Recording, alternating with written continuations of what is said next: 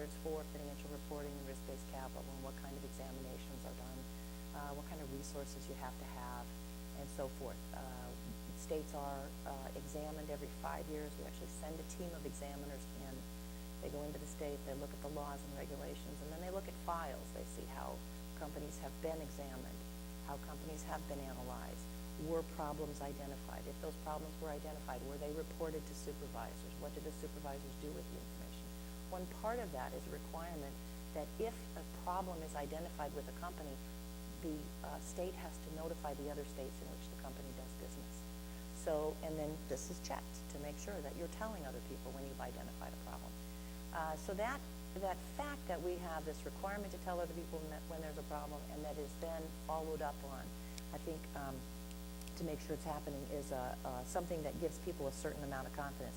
We have centralized databases with a lot of financial information so that we can all see what's going on with each other's companies. And so we can see what New York did with their companies. We can do our own analysis on New York's companies to see if we need to step in and ask New York some questions. We have a team at the NAIC of financial analysts that does another layer of review on nationally significant companies.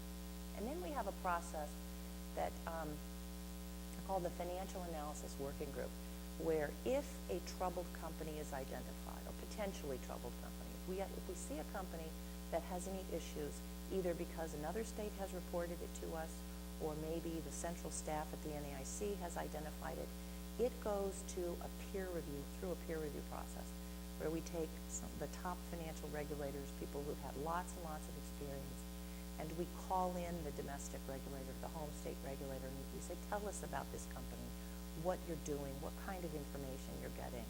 And then there is a dialogue where other regulators are able to ask questions. This process engenders confidence. And if there's one thing I would say about international cooperation, it's not enough to say countries need to cooperate. You need to have a level of trust and mutual respect that gets you there.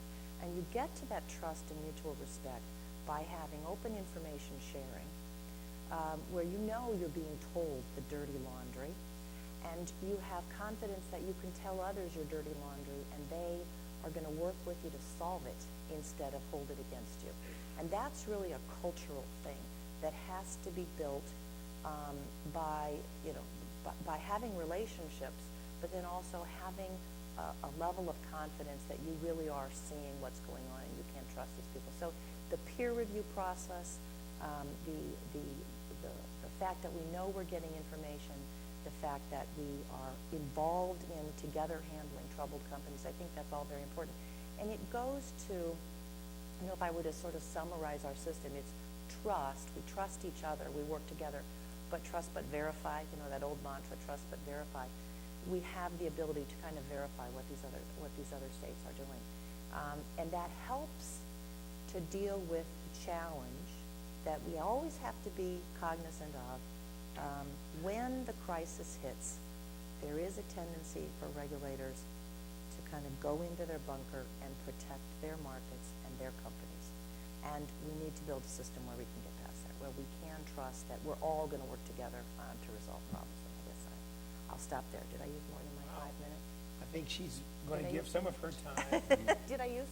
You didn't even use all of your time. Oh, well, then I can go on. Why don't you go on? You can take a few more minutes. All right. I'm impressed. Okay, then I will, one of the things that has gotten a lot of attention lately in the press, and people that are looking at problems and what can we learn about our regulatory environment, I think there is increased, a lot of people are writing now about the problem that I used to teach in my classes at Drake, regulatory capture. People are saying, well, how do we deal with what may be the tendency for jurisdictions to kind of listen to their own financial institutions and to protect those financial institutions.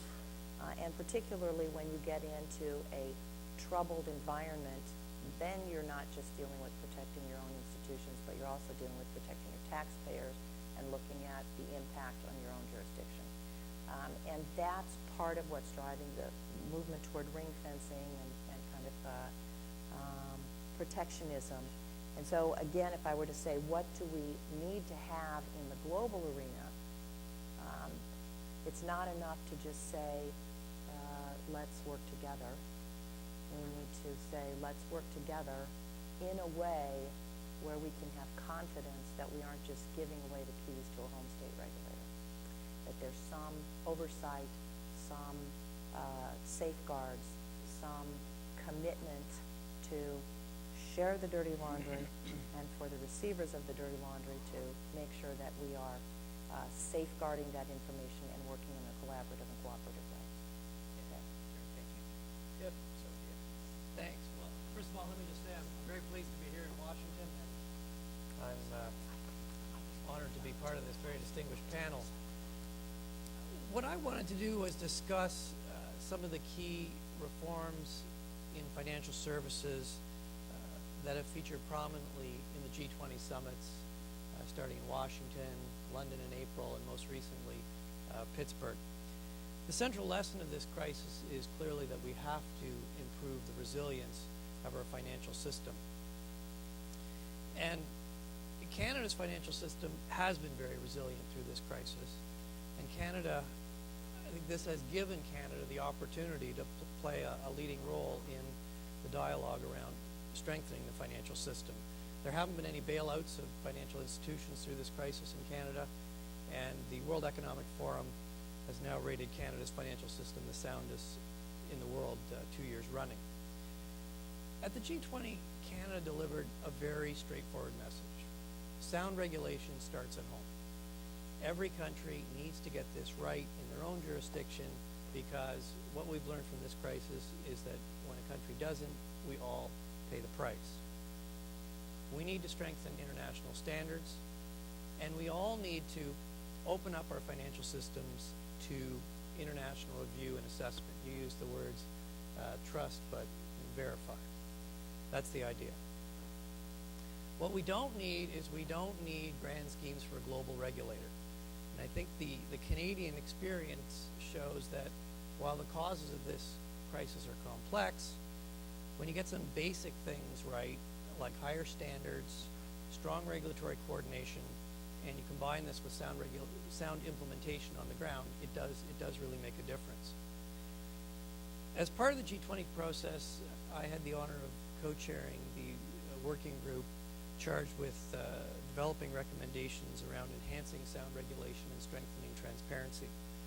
And the working group delivered 25 recommendations, which really formed the backbone of the financial services part of the London Declaration. And more recently,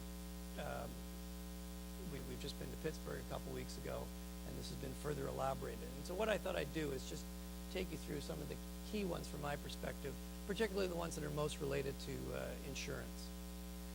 The first thing I would stress in the G20 action plan is the leaders' emphasis on enhancing the ability of regulators to identify system-wide risks across institutions and markets, and to develop macroprudential tools to address these system-wide risks. This involves ensuring that the mandates of financial sector authorities provide them with the ability and the responsibility to take account and mitigate systemic risks. And critically, it means all relevant financial sector authorities must share information and coordinate policy responses effectively around a national table.